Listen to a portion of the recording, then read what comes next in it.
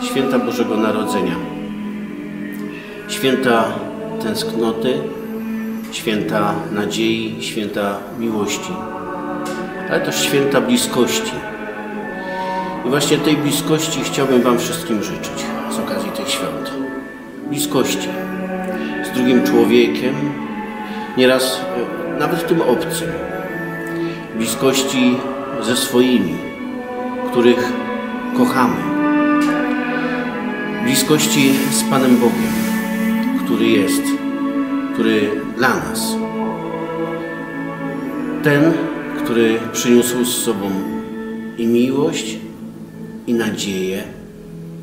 Ten, który sprawia, że ta tęsknota może być choć ciut mniejsza.